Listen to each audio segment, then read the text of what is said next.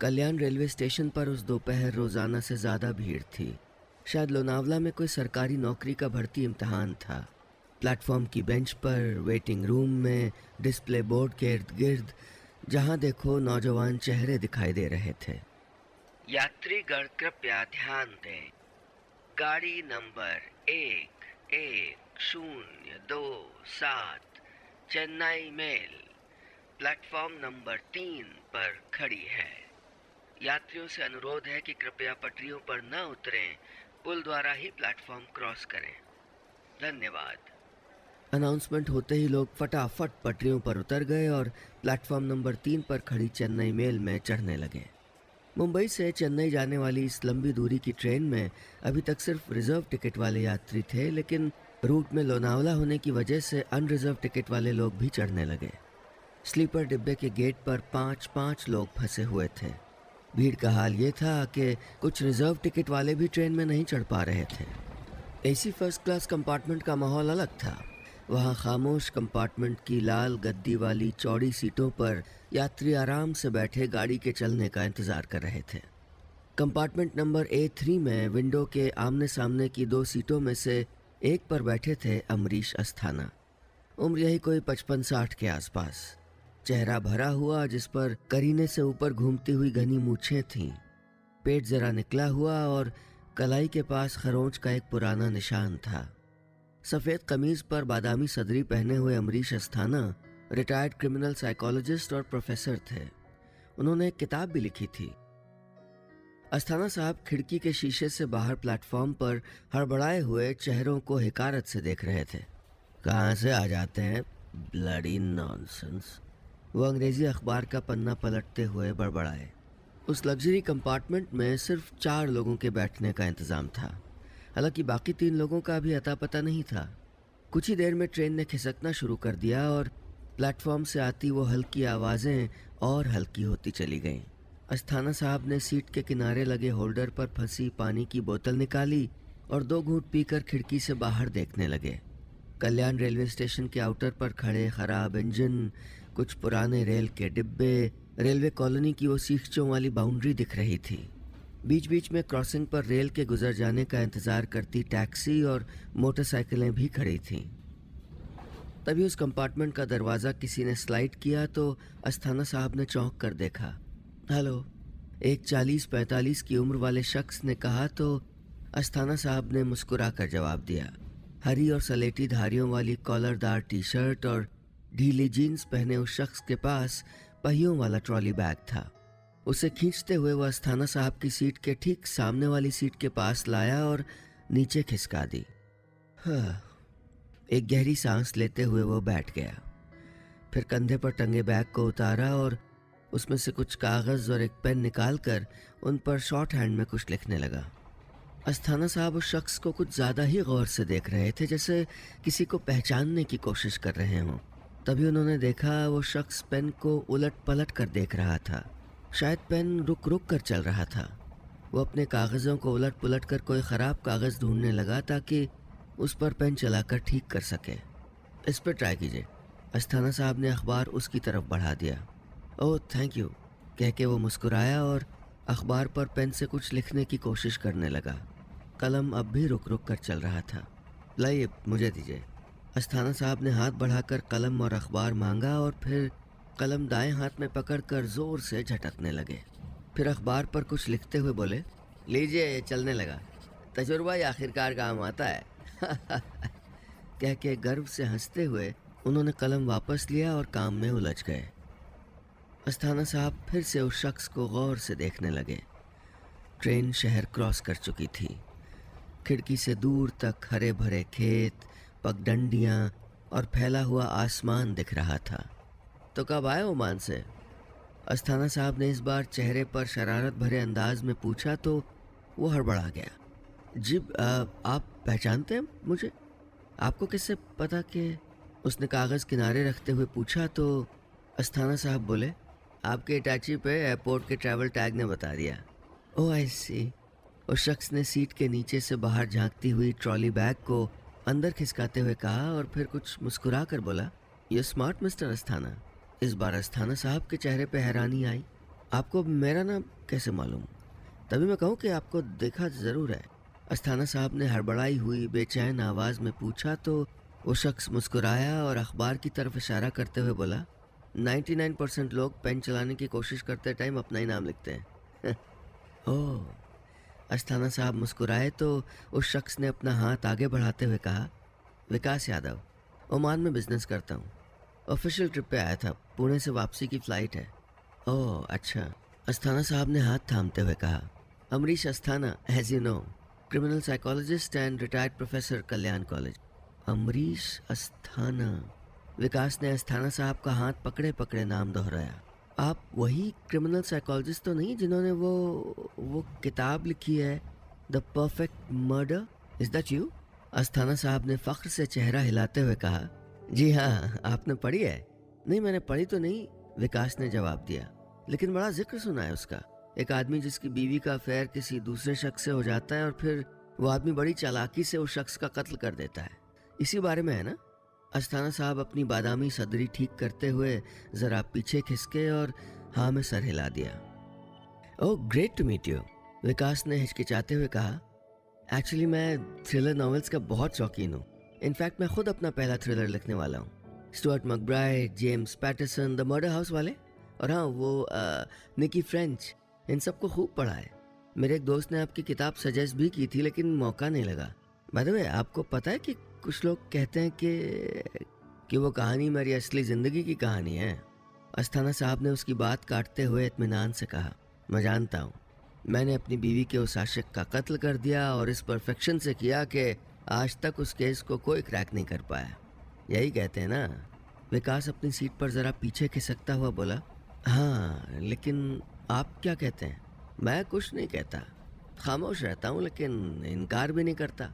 देखिए विकास साहब, मेरा एक मानना है, वो किसी फिलोसोफर की तरह बोले, करप्शन हो या कत्ल, अगर करने वाला इस परफेक्शन से कर रहा है कि उसका पकड़ा जाना नामुमकिन हो तो मैं तो इसको उसका टैलेंट कहता हूँ। अस्थाना साहब पूरे जोश में आ गए थे, पैर पे पैर रख के बोले, और फिर इतनी बड़ी पुलिस फोर्स है, इन्वेस्टिगेटिंग एजेंसी है, डिटेक्टिव हैं, कोई इतने लोगों को फेल कर सकता है तो ये तो आर्ट है ना। यानी ये किताब सच है? विकास ने कहा तो उसकी बात काटते हुए वो बोले, अब सच है या झूठ इसका फैसला लोग करें, आप करें। फिर सीट पर रखे बैग से एक किताब निकालते हुए उसकी तरफ बढ़ाते हुए बोले, पढ़िए इसे और बताइए ये परफेक्ट मर्डर है या नहीं। कहते हुए अस्थाना साहब ने मुस्कुराकर वो किताब विकास की तरफ बढ़ा दी। विकास उस किताब को उलटने पलटने लगा जिसके काले रंग के कवर पर एक खून से सना चाकू बना था और पीछे एक लाश थी। सुनहरे रंग से किताब का नाम लिखा था, द परफेक्ट मर्डर। नीचे लेखक का नाम था अमरीश अस्थाना।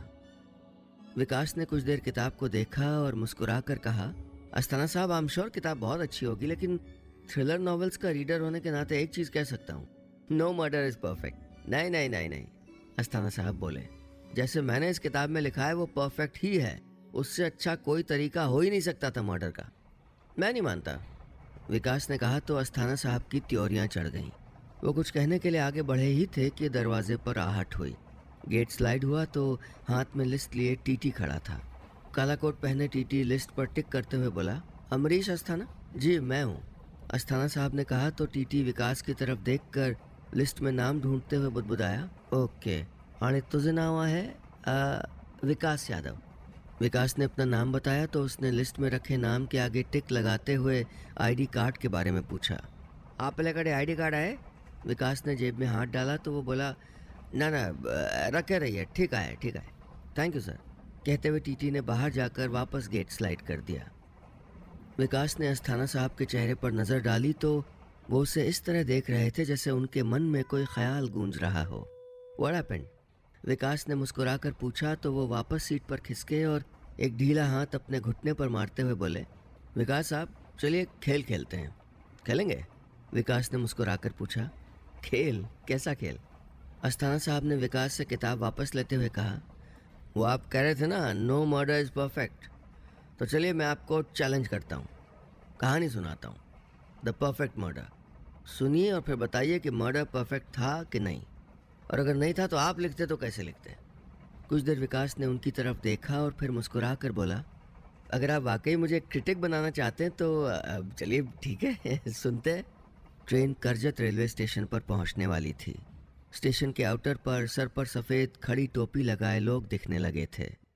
कंपार्टमेंट में बाहर से आती आवाज़ें तेज़ हो रही थीं और उस सीट के आमने सामने बैठे दो अजनबी मुसाफिरों की बातें दिलचस्प होती जा रही थीं। वो नहीं जानते थे कि जो खेल वो खेलने जा रहे थे उसके नतीजे कितने ख़तरनाक होने वाले थे।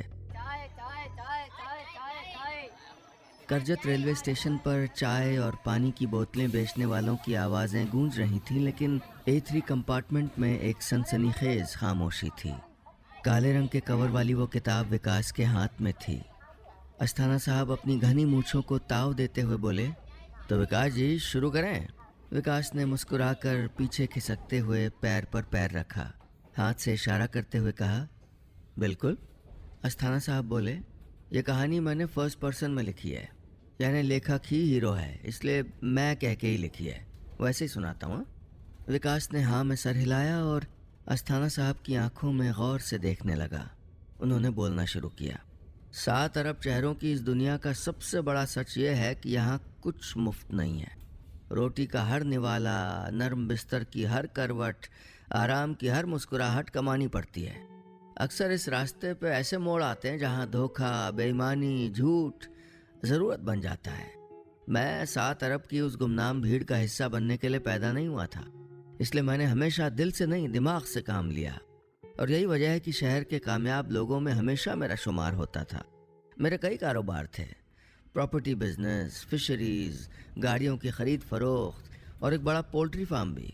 सब कुछ था, इज्जत, दौलत, कामयाबी और एक चाहने वाली बीवी भी। सुचित्रा नाम था उसका।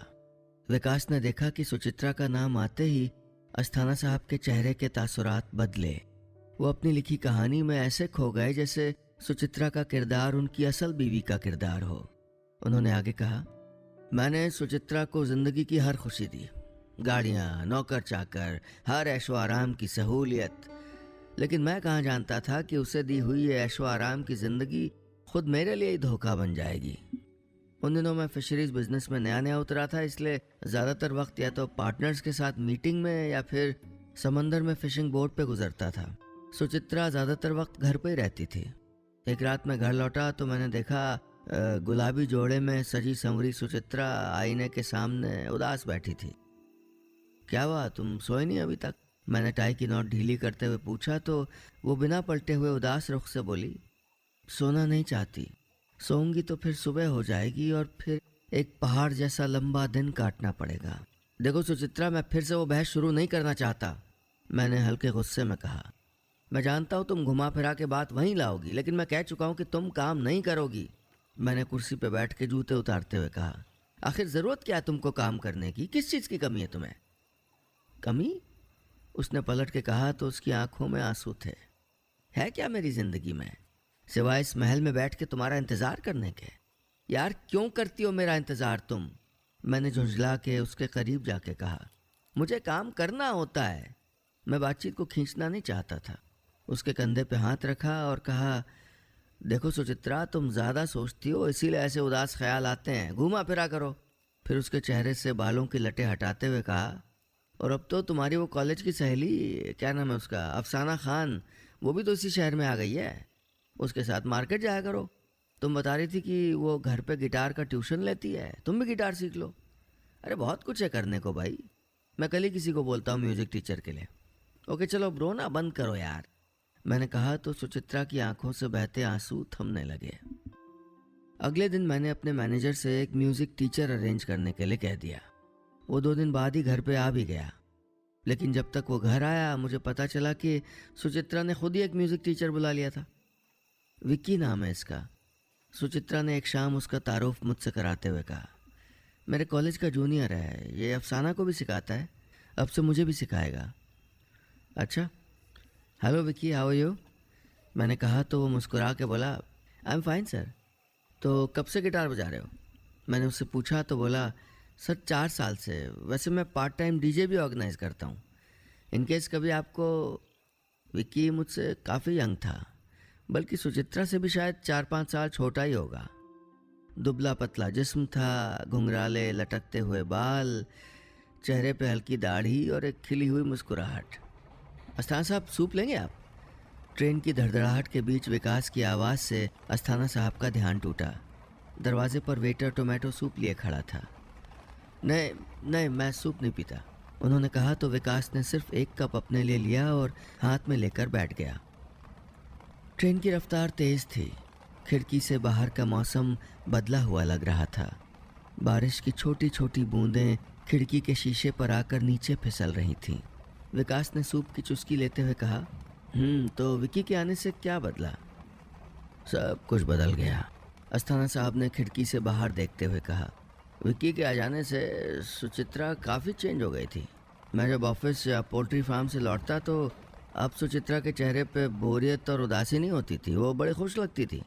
एक शाम मैं घर पहुंचा तो विक्की की आवाज़ मेरे कानों में पड़ी। मैं गेस्ट रूम के पास पहुंचा तो सुचित्रा और विक्की गिटार लिए बैठे थे। उन दोनों के चेहरे पे एक अजीब सी शोखी थी। वो लोग जिस तरह मुस्कुरा रहे थे, उनकी बातें गिटार के बारे में तो नहीं लग रही थी। मुझे देखते ही दोनों सकपक आ गए। मैंने एक नाराज़ नज़र डाली और वहाँ से चला गया। उस दिन के बाद से मैंने सुचित्रा पे ख़ास नज़र रखनी शुरू कर दी। उसके ड्राइवर को भी कह दिया था कि वो कहाँ जाती है, किससे मिलती है, इसकी पूरी रिपोर्ट मुझको चाहिए। तो कहाँ तक पहुँची तुम्हारी गिटार ट्रेनिंग? अब मैं घर में आते ये सवाल करता तो वो घबरा जाती थी।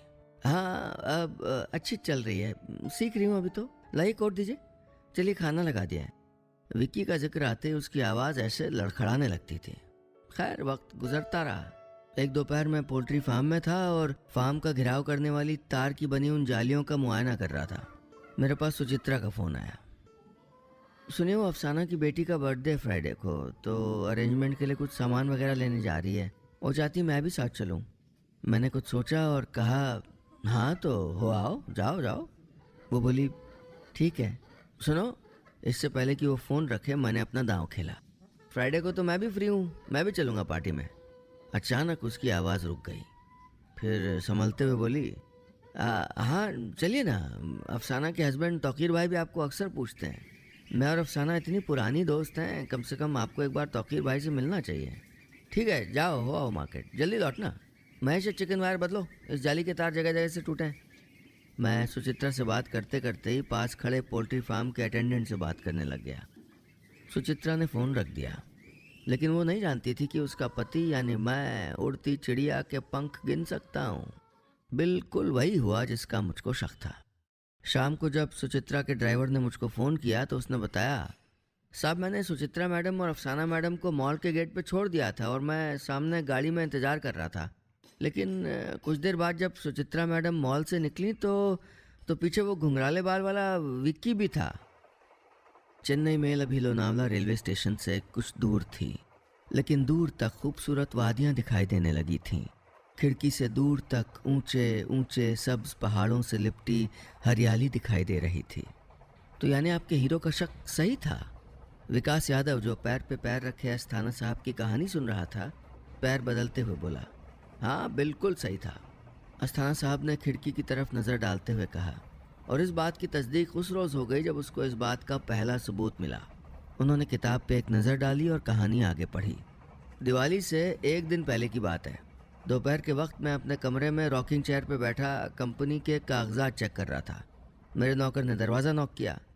उसने अंदर आके एक मोबाइल मेरी तरफ बढ़ाया और बोला, सर एक लड़का आया था गेट पे, कह रहा था कि मालिक अपना फ़ोन भूल गया उसके घर पे। मैंने फ़ोन देखा तो फ़ोन सुचित्रा का था। मैं समझ गया कि उसने शायद मालकिन कहा होगा। ठीक है यार, रख दो और जाओ। उसके जाते ही मैंने जल्दी से फ़ोन चेक किया तो उस पर 39 मिस्ड कॉल थी। सुचित्रा ने वो नंबर जानबूझ के सेव नहीं किया था। मैंने अपने नंबर से उस नंबर पे कॉल की। हेलो, कौन बोल रहा है? मैंने पूछा तो दूसरी तरफ से आवाज़ आई, मैं विकी, आप कौन? हेलो। उस पल मेरे जिस्म में चिंगारियां दौड़ रही थीं। एक सैलाब था जो मैं अपनी रगों में महसूस कर रहा था। कहानी सुनाते हुए उस एसी कंपार्टमेंट में अस्थाना साहब के माथे पर पसीने की बूंदें दिखाई दे रही थीं, जैसे वो कहानी वाकई सच हो। विकास ने उनकी तरफ पानी की बोतल बढ़ाई तो उन्होंने 2 घूंट पी लिए। और फिर आपकी कहानी का हीरो उस विक्की को मार डालता है, करेक्ट? विकास ने कहा तो वो सर दाएं बाएं हिलाते हुए बोले, नहीं अभी नहीं। अभी तो इस कहानी में वो होना है जिसके बारे में आप सोच भी नहीं सकते। लेकिन हाँ, उसी पल उन दोनों की मौत ज़रूर मुकर्रर कर दी गई थी। विकास देख पा रहा था कि अस्थाना साहब की आंखें अजीब तरह से चमक रही थीं।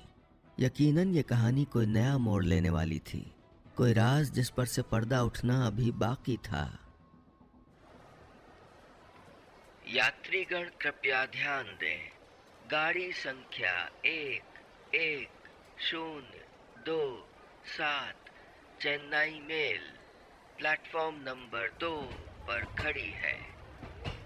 लोनावला रेलवे स्टेशन पर इस अनाउंसमेंट के कुछ मिनट बाद ही ट्रेन ने चलना शुरू कर दिया। प्लेटफॉर्म पर भीड़ थी, लेकिन ट्रेन कुछ खाली हो गई थी। सरकारी नौकरी के भर्ती इम्तिहान वाले सारे नौजवान लोनावला स्टेशन पर उतर गए थे। ट्रेन ने धीरे धीरे रफ्तार पकड़ी और प्लेटफॉर्म से आती आवाज़ें धीरे धीरे कम हो गईं। A3 कंपार्टमेंट में अस्थाना साहब के सामने वाली सीट खाली थी। विकास अभी अपनी सीट पर नहीं था। अस्थाना साहब किसी गहरी सोच में डूबे थे। तभी कंपार्टमेंट का दरवाज़ा स्लाइड हुआ। विकास अपने भीगे हाथों को रुमाल से पोंछता हुआ अंदर आया और सीट पर बैठते हुए बोला, सॉरी जी। तो बताइए फिर क्या हुआ? क्या सुचित्रा का पति अफसाना के यहाँ गया पार्टी में? विकास ने रुमाल जीन्स की जेब में रखते हुए पूछा तो अस्थाना साहब मुस्कुराए और बोले, बिल्कुल गया, वो तो जानना चाहता ही था। उन्होंने किताब वापस उठाई और एक खास पन्ना जिसको मोड़ के रखा था उसे देखकर पढ़ने लगे। मैं पार्टी में पहुंचा तो वहाँ रौनकें बिखरी थीं।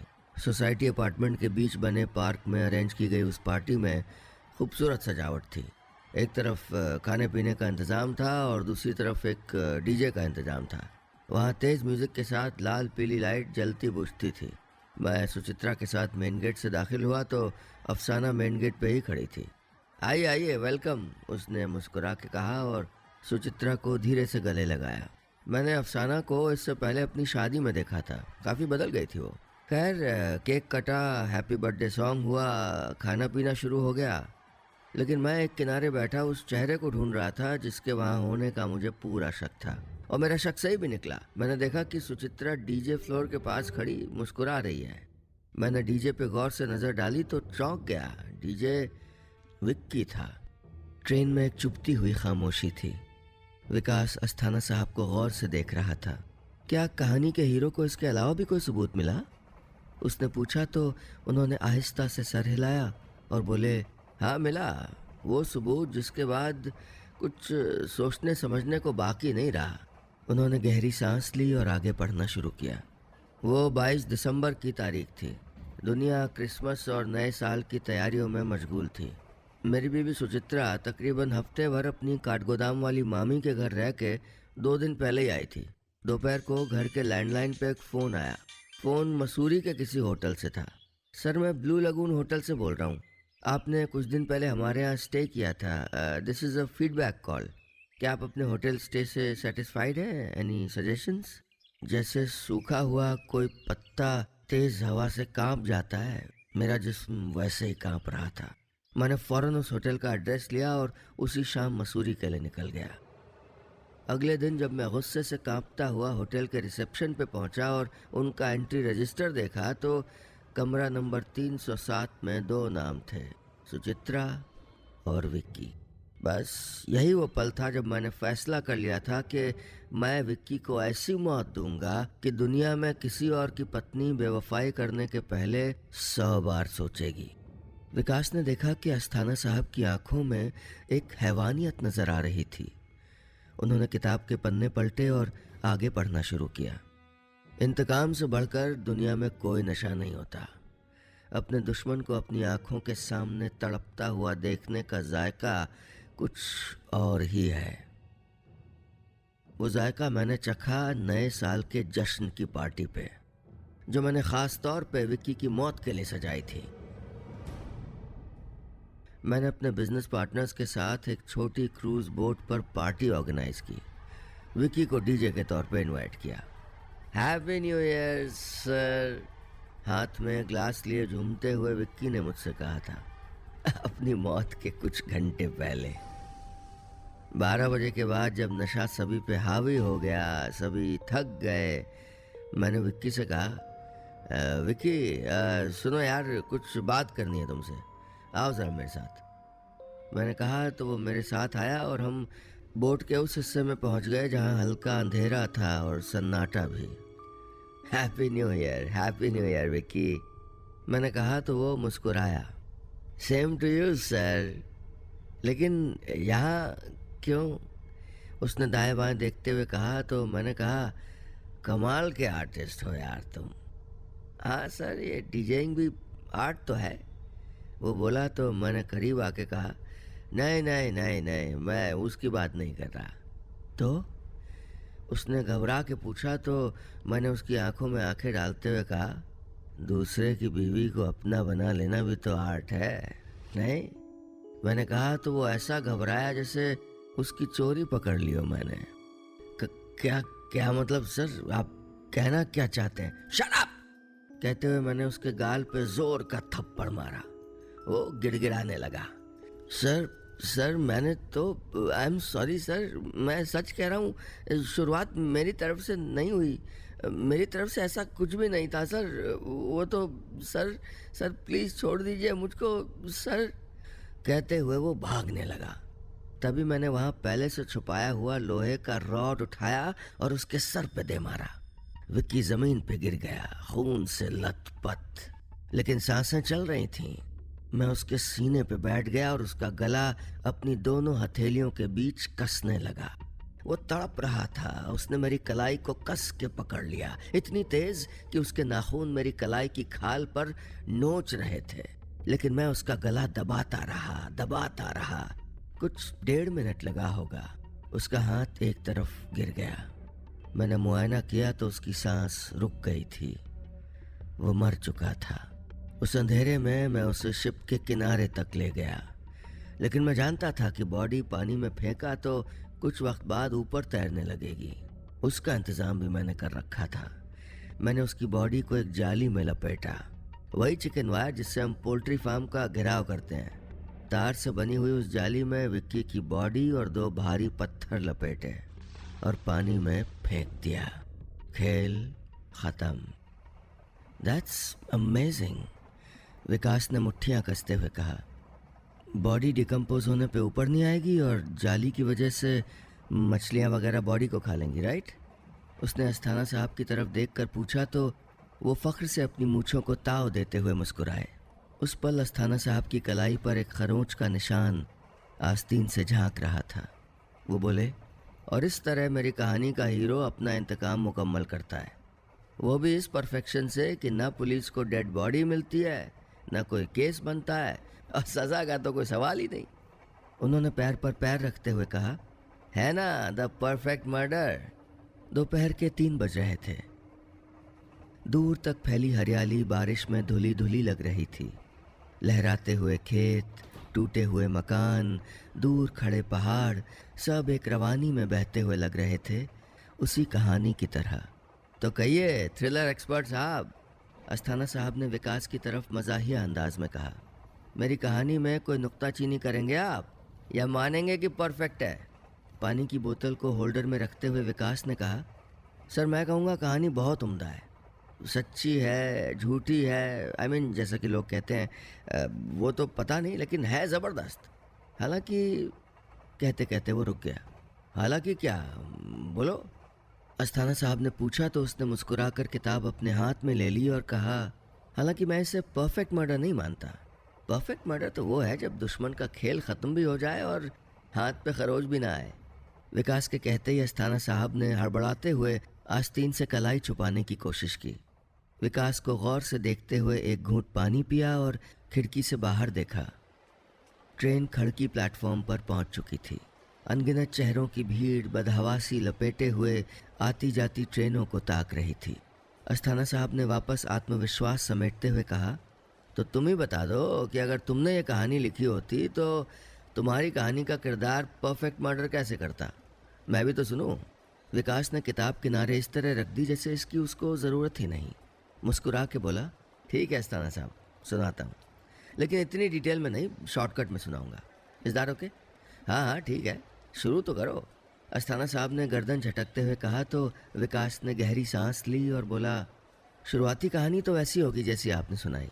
मुझे एक रोज़ पता चलता है कि मेरी बीवी का उसके कॉलेज के किसी जूनियर के साथ अफेयर है। वो लड़का विक्की मेरी बीवी को और उसकी एक सहेली को गिटार सिखाता है। मैं विक्की और उसकी बीवी पे नज़र रखता हूँ और छुप के उनकी बातें भी सुनता हूँ। मेरी वाइफ की सहेली के हस्बैंड, जिनका नाम है, कोई भी नाम दे देते हैं, चलिए अमरीश अस्थाना ही सही। अस्थाना साहब अपना नाम सुनकर मुस्कुराए और पीछे होकर हाथ बांध कर बैठ गए। विकास ने आगे कहा, तो कैरेक्टर्स में कंफ्यूज मत होइएगा, फिर से बताता हूँ।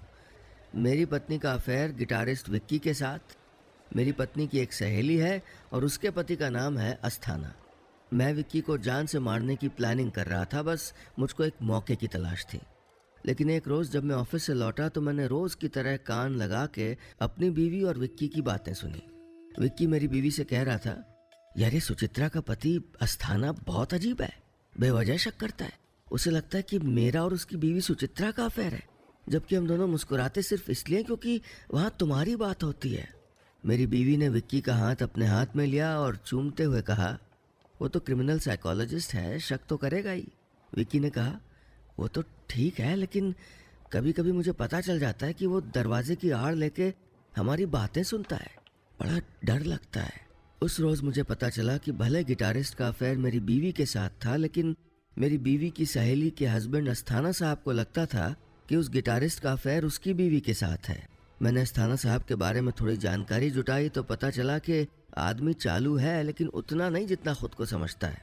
और उसी दिन मैंने फैसला कर लिया कि विक्की के कत्ल का नेक काम मैं अपने हाथों से नहीं, अस्थाना साहब के हाथों करवाऊंगा। खेल खत्म हो जाएगा और मेरे हाथ पे खरोंच भी नहीं आएगी। चेन्नई मेल खड़की के खूबसूरत रास्तों से होकर गुजर रही थी। दूर तक फैली जमीन और आसमान उन तमाम हरियाली भरे खेतों के पीछे एक जगह पर मिल रहे थे। बाहर का शोर एसी कंपार्टमेंट A3 के अंदर आते आते हल्की हलचल में बदल रहा था। विकास की कहानी सुनते सुनते अस्थाना साहब की आंखों की चमक और चेहरे की हैरानी बढ़ती जा रही थी। क्या हुआ अस्थाना साहब? विकास ने शरारत से कहा। आप शौक में क्यों आ गए? ये तो महज कहानी है और कहानी मेरी है, मैं जो चाहे करूं, है कि नहीं? अस्थाना साहब अपना खुला हुआ मुंह बंद करते हुए बोले, हाँ हाँ आप सुनाइए, कोई बात नहीं। विकास मुस्कुराया और बोला, तो प्लानिंग तो मैं पूरी कर चुका था, लेकिन मुझे चाहिए था एक मौका। और ये मौका मुझे उस दिन मिला जब मेरी बीवी अफसाना ने एक दिन मुझसे कहा कि वो बेटी की बर्थडे सेलिब्रेशन के लिए मार्केट जाकर कुछ सामान लाना चाहती है।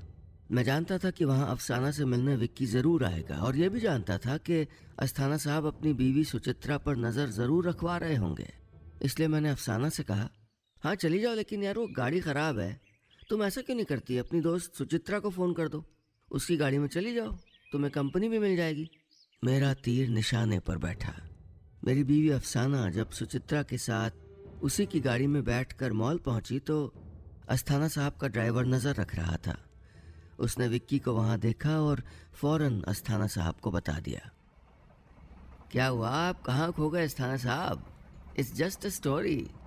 विकास ने अस्थाना साहब की तरफ पानी की बोतल बढ़ाते हुए कहा तो उनके परेशान चेहरे पर नकली मुस्कुराहट आई और विकास आगे बोला, जो कुछ हुआ वो एक क्रिमिनल साइकोलॉजिस्ट के मन में शक का बीज बोने के लिए काफ़ी था, और यही वक्त था अगले कदम का। एक रोज़ अस्थाना साहब की बीवी सुचित्रा जब मेरे घर पे आई तो मैंने मौका पाकर उसके बैग से उसका फ़ोन निकाल लिया। उसके जाने के बाद मैंने अपने नंबर से 39 बार उसके फ़ोन पे मिस्ड कॉल दी और फिर अस्थाना साहब के घर जाकर नौकर को ये कहा कि ये फ़ोन अपने मालिक को दे देना। मालिक इसलिए कहा ताकि वो फ़ोन अस्थाना साहब को ही दे। ऐसा ही हुआ भी। थोड़ी देर बाद मेरे नंबर पे एक अननोन नंबर से कॉल आया। आवाज़ अस्थाना साहब की थी। उन्होंने पूछा, हेलो कौन? मैंने कहा, मैं विक्की। आप कौन? हेलो। दूसरी तरफ से फिर कोई आवाज़ नहीं आई।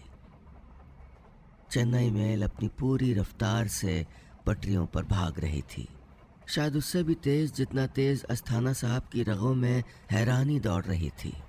विकास अपना हैंडबैग किनारे रखते हुए बोला, तो भाई फिर आई पार्टी वाली रात। मेरी बीवी अफसाना इतनी बेवकूफ़ नहीं थी कि वो पार्टी में अपने आशिक विक्की को भी बुलाए। उसे पता था कि मेरी मौजूदगी में विक्की का उसके साथ होना शक पैदा कर सकता है, इसलिए उसने मेहमानों की लिस्ट में विक्की का नाम नहीं लिखा। लेकिन मैं जानता था कि अस्थाना साहब ज़रूर आएंगे, इसलिए मैंने अफसाना से कहा, सुनो वो सारे इंतज़ाम तो हो गए, डीजे का देख रहा हूँ, 2-3 जगह पता किया, बहुत महंगा है। तुम ऐसा क्यों नहीं करती, वो क्या नाम है उसका, विक्की, उसको बुला लो, वो भी तो पार्ट टाइम डीजे करता है। तुम्हारे कॉलेज का जूनियर है, कुछ तो डिस्काउंट देगा। अफसाना को और क्या चाहिए था। उसके चेहरे पर तो मुस्कुराहट आ गई। उसने उसी वक्त विक्की को कॉल किया और पार्टी में इनवाइट कर दिया। और पार्टी में बिल्कुल वही हुआ जो मैंने सोचा था। अस्थाना साहब ने विक्की को देखा और उनका शक यकीन में बदल गया। धड़धड़ाती ट्रेन में अस्थाना साहब के चेहरे के तेवर अब बदलने लगे थे। वो कभी विकास को देखते, कभी बेल्ट सीधी करने के बहाने उठ खड़े होते। जिसमें बेचैनी दौड़ने लगी थी। विकास ने कहा, चाय पिएंगे? उन्होंने जल्दी से ना में सर हिलाया और बोले, तुम आगे सुनाओ। विकास मुस्कुराया और बोला, ठीक है। उसने आगे कहा, तो अस्थाना साहब के मन का शक मैंने यकीन में बदल दिया। लेकिन किसी के हाथों किसी का कत्ल करवाने के लिए काफ़ी नहीं था। कत्ल करवाने के लिए चाहिए बेहिसाब नफरत और बेहिसाब गुस्सा। तो इसके लिए मैंने चला अपना आखिरी दांव। नए साल के आसपास मैंने अफसाना से कहा कि चलो मसूरी घूम के आते हैं। मैं जानता था कि अफसाना को मेरे साथ वेकेशन जाने में कोई दिलचस्पी नहीं है, लेकिन वो चालाक थी। जानती थी कि मना करेगी तो मेरे मन में शक पैदा करेगी। तैयार हो गई। मैं, अफसाना और बेटी मसूरी के होटल ब्लू लगून में रुके और वापस आ गए। कुछ दिन बाद मैंने एक पब्लिक फ़ोन से अस्थाना साहब को कॉल किया और उनसे होटल की सर्विस का फीडबैक मांगा। गुस्से की आग में जलता हुआ एक क्रिमिनल साइकोलॉजिस्ट ये भूल गया कि अगर कोई किसी के साथ नाम बदल के होटल में स्टे करेगा तो कम से कम अपने घर का फ़ोन नंबर तो सही नहीं लिखेगा ना। खैर, उन्होंने होटल का एड्रेस पूछा और भागे भागे होटल पहुंचे। रिसेप्शन पे जाके एंट्री रजिस्टर चेक किया तो उनको वहाँ वही नाम दिखा जिस नाम से मैं अपनी बीवी के साथ रुका था, विक्की और सुचित्रा। चाय चाय। दरवाजे पर चाय वाले ने दस्तक दी तो विकास बोला, नहीं चाय नहीं चाहिए। अस्थाना साहब, जिनका गला सूख गया था, बोले, ले लेते हैं भैया, दे दो चाय। थोड़ी देर बाद अस्थाना साहब चाय हाथ में लिए एक टक विकास को देख रहे थे। उसने हाथ से इशारा करते हुए मुस्कुरा कर कहा, चाय पीजिए, इट्स जस्ट अ स्टोरी। या ऑफ कोर्स। कहते हुए अस्थाना साहब ने घबराए हुए चाय से चुस्की ली। विकास आगे बोला, तो बस इसके बाद मैं पैर पे पैर रख के आराम से बैठ गया, क्योंकि बाकी का काम तो अस्थाना साहब करने वाले थे। और वैसा ही हुआ भी। जनवरी महीने में मुझे पता चला कि विक्की की गुमशुदगी की रिपोर्ट लिखी गई है। पुलिस ने बहुत तलाश किया लेकिन कहीं कुछ नहीं मिला। मैंने मन ही मन अस्थाना साहब को शुक्रिया किया। मेरे दुश्मन का खेल ख़त्म हो गया था और मेरे हाथ पे खरोंच भी नहीं आई थी। And this is what I call the perfect murder. Asthana साहब के हाथ में ठंडी हो चुकी चाय का कप था। चेहरे पे बदहवासी थी और आंखों में लाली। पिछले आधे घंटे में एक बार भी उन्होंने अपनी मूंछों को ताव नहीं दिया था। विकास ने खिड़की से बाहर देखा तो पुणे रेलवे स्टेशन आ गया था। बाहर प्लेटफॉर्म की हलचल का शोर आहिस्ता आहिस्ता अंदर बढ़ने लगा था। यात्रीगण कृपया ध्यान दें। गाड़ी संख्या 1127 Chennai mail Pune platform number 5 पर आ रही है। मराठी के बाद हिंदी में अनाउंसमेंट हुआ। तो अस्थाना साहब, मेरा स्टेशन तो आ गया। विकास ने अपना ट्रॉली बैग सीट के नीचे से खींचते हुए कहा, मैं तो यहीं उतर जाऊंगा, आप शायद आगे जाएंगे। सोचिएगा और फैसला कीजिएगा कि किसकी कहानी में मर्डर परफेक्ट था। After all it's just a story. हाँ, क्यों नहीं। Well, it was nice meeting you Vikas. Asthana साहब ने हड़बड़ाते हुए कहा तो विकास बोला, सेम हियर। वैसे तो मेरी आज रात मस्कट की फ़्लाइट है, लेकिन दुनिया बहुत छोटी है अस्थाना साहब। किस्मत में लाएगी तो फिर मिलेंगे। Good bye. ज़िंदगी में कुछ लोग इस तरह आते हैं कि हमारी ज़िंदगी में उनकी छोटी सी झलक हमेशा याद रहती है। अस्थाना साहब भी विकास को जाते हुए देख रहे थे, लेकिन ये छोटा सा सफ़र वो कभी भूलने वाले नहीं थे। विकास के जाने के बाद वो अपनी सीट पर कुछ देर आंख बंद करके बैठे रहे और फिर जब ट्रेन चलने लगी तो आंख खोली और सर जोर से दाएं बाएं घुमाया। उन्होंने गाल फुलाकर एक गहरी सांस बाहर फेंकी, भवें ऊंची करते हुए आंखें फैलाईं। थोड़ी देर पहले जो हुआ था उसकी एक एक झलक अब तक उनके जहन में कौंध रही थी। Thank God it was just his story. वो बुदबुदाए और पास रखा अखबार उठाकर दोबारा पढ़ने लगे। हालांकि बार बार उनके जहन में विकास की बातें गूंज रही थी, लेकिन वो खुद को अखबार में उलझाने की कोशिश कर रहे थे। कुछ आधे घंटे के सफ़र के बाद ट्रेन अगले स्टेशन पर पहुंची। अस्थाना साहब ने अखबार से झांकते हुए खिड़की के बाहर देखा तो दौंड स्टेशन था। उन्होंने नज़र घुमाई और अखबार किनारे रखकर खिड़की से बाहर आती जाती भीड़ को देखने लगे। तभी एक आहट हुई तो उन्होंने पलट कर देखा। एक नौजवान था जिसने एक लैपटॉप बैग ले रखा था। हेलो, उसने कहा तो अस्थाना साहब ने भी हेलो के इशारे में सर हिला दिया। उस 34-35 साल के शख्स ने अपना सामान वगैरह सेट किया और उनकी सामने वाली सीट पे बैठ गया। द परफेक्ट मर्डर, ये कौन राइटर है? उसने सीट पे रखी अस्थाना साहब की नॉवेल उठाने की कोशिश करते हुए कहा तो अस्थाना साहब ने फ़ौरन किताब खींच ली। है कोई नहीं, बहुत एवरेज है, उन्होंने जल्दी से किताब बैग में रखते हुए कहा। कुछ देर कंपार्टमेंट में खामोशी रही। फिर वो लड़का बोला, काफ़ी भीड़ थी आज, वो कोई गवर्नमेंट जॉब का एग्ज़ाम था। जी जी, अस्थाना साहब ने बिना उसकी तरफ देखे हुए कहा। वो फिर बोला, मेरे को तो कल्याण से ही चढ़ना था, टिकट वहीं से थी, लेकिन प्लेटफॉर्म पे भीड़ इतनी थी कि ट्रेन ही मिस हो गई। अस्थाना साहब फिर चौंके। क्या आपका टिकट कल्याण से था? उन्होंने पूछा तो वो बोला, जी बाय कार यहाँ तक आया, तब जाके ट्रेन पकड़ पाया, वरना चेन्नई पहुँचना बहुत मुश्किल हो जाता। क्या नाम है आपका? अस्थाना साहब ने हड़बड़ाते हुए पूछा तो वो बोला, विकास यादव। अस्थाना साहब के कानों में यह नाम बहुत देर तक गूंजता रहा। उन्होंने सर पकड़ लिया। अगर विकास यादव ये है तो वो कौन था? कौन था वो? ये सवाल उनके जहन में शोर कर रहा था। उन्हें उस शख्स की एक एक बात याद आ रही थी। उसकी मुस्कुराहट की एक एक झलक अस्थाना साहब के जहन में किसी फिल्म की तरह चल रही थी। Are you okay sir? नए वाले विकास यादव ने पूछा, जो उनका अखबार अपने हाथों में लेकर पढ़ रहा था। अस्थाना साहब ने इशारा किया कि वो ठीक है तो वो वापस अखबार पढ़ने लगा। तभी उनको याद आया कि उस शख्स ने अखबार पर कलम चलाने की कोशिश की थी और ये कहा था कि पेन चलाने की कोशिश करते वक्त 99% लोग अपना नाम ही लिखते हैं। अस्थाना साहब ने बिना कुछ कहे सामने बैठे लड़के से अखबार छीन लिया तो वो हड़बड़ा गया।